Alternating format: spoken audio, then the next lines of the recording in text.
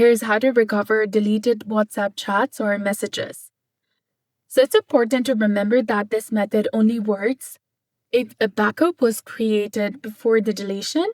To check when your last backup occurred, you need to tap on the three dots in the top right corner of your screen, then tap on Settings.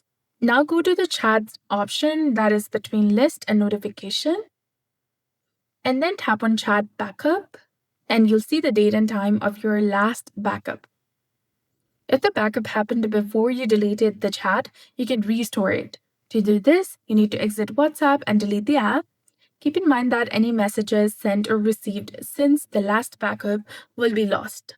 Delete the app and download it again from the App Store, and once it's finished downloading, open it and start the setup process. During setup, you should see a pop-up asking if you want to restore your chats. Tap on Restore, and your chats will be now restored.